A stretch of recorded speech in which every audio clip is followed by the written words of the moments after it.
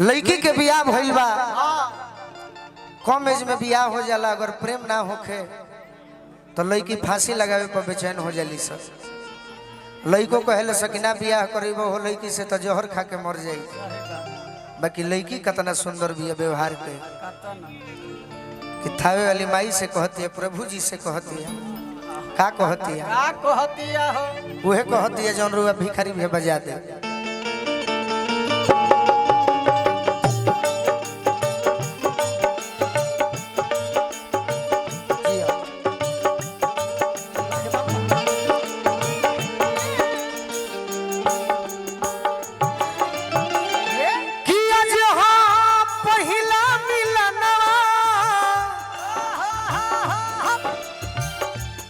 चाहत देखो ये गीत सैकड़ों बार भइल बा, यूट्यूब वाला भाई लोग चढ़ौले बा, लेकिन आज ये गीत के तू नया कर सकत है कैसे अपन भाव से।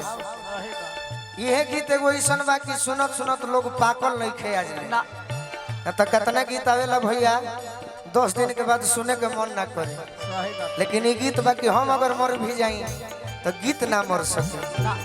तो तू गीत के नया करबू कैसे है ना। देखो अपन एक्टिंग करके जितना ये गांव में भाई लोग आइल बा, जितना गार्जियन मुखिया जी आइल बानी, प्रमुख जी आइल बानी, सब लोग तहरा के अगर चंदा कर देवे 5500 रुपया एगो फिल्म बन जाई। गोलू राजा के हीरोइन बनबू तो गीत के नया कर देबू अपना भाव से कि आज हम पहिला मिलना मिलल सजनी के सजनवा।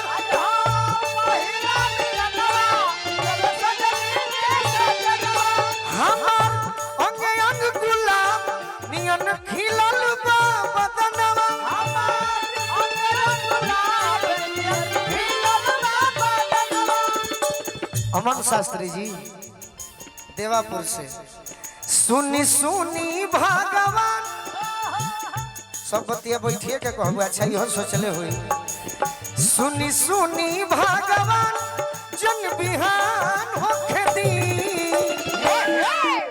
अब डायरेक्शन करी हम चलो होने जने माई बहिन बाड़ी हेने हेने हेने करके सब बात बता देनी तब भूला जालू। सुनी सुनी भगवान जन बिहान होखे दी रही तनी।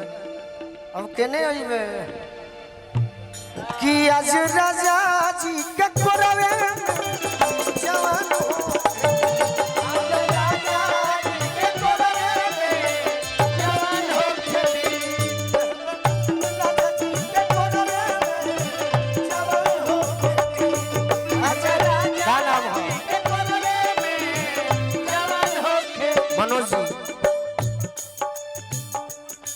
मुकुल मिलर जी सुनी सुनी भगवान जन बिहान होखे दी। तनी आराम में से दे घड़ी घाई भइल बिया। अरे कि आज राजा जी के कोरवे में जवान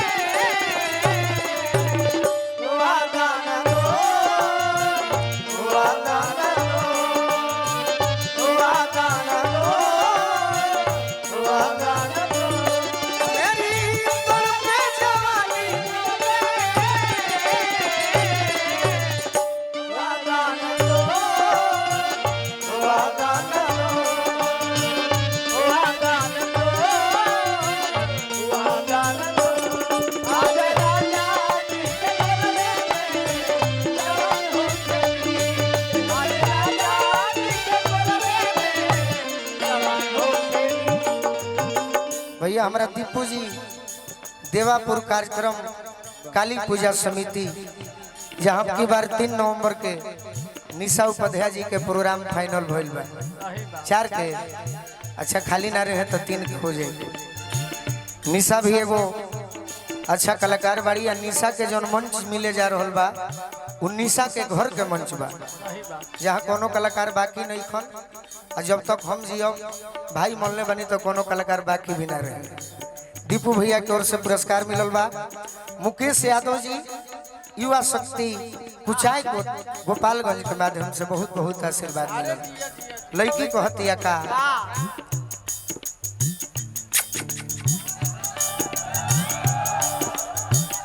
राजा जी के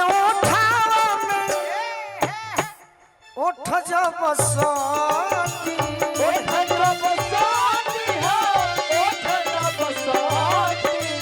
भूख भूख बारी हमारा दिलवा के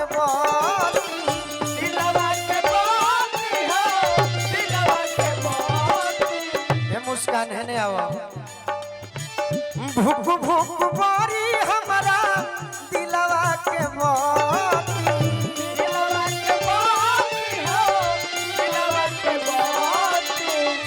किरत भर लम्ह के दरियावे में किरत भर लम्ह के दरियावे में नेहान होके दी कि आज राजा जी के कोरवे में जवान होके दी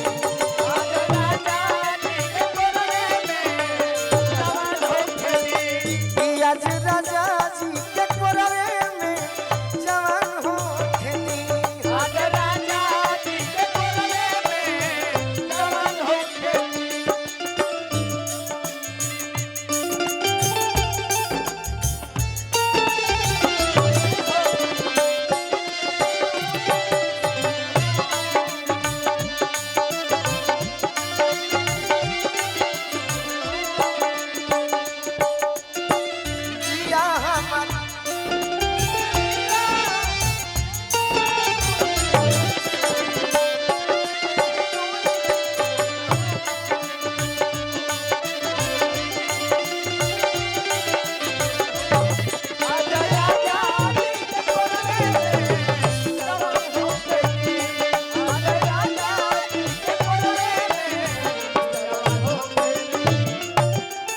बड़ी खुशी के बात भाई एगो युवा खातिर बिहार के सबसे कम उम्र के प्रमुख बानी भैया हमारा विश्वजीत यादव जी प्रखंड प्रमुख उचका गांव के माध्यम से बहुत बहुत हमरा के आशीर्वाद दिले बनी।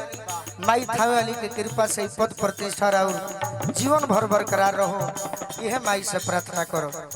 लड़की कहतिया का रोआ गनगनाई पिया गोरा जब उठाई है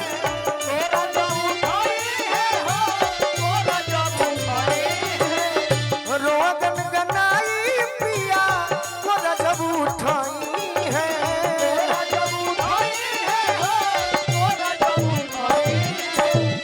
ठाकुर मनोज हमरो जियरा जुड़ाई है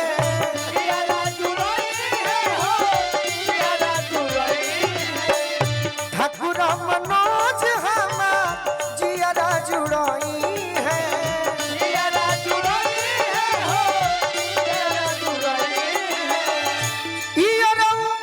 बोलू राजा के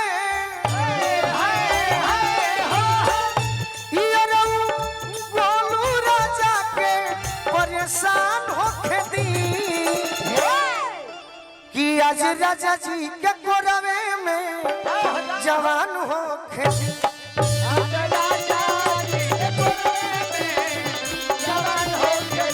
राजा जी के गोदिए में जवान होके दी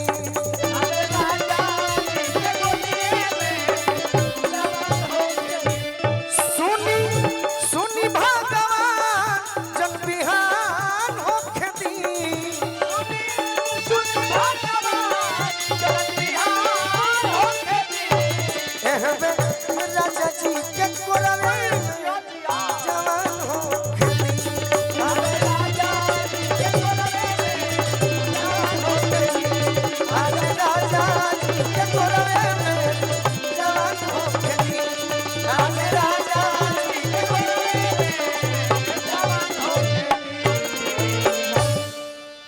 बाद एजा से हम गई रही तो एगो मुस्कान जी के फरमाइश बा कि जिंदगी में जौहर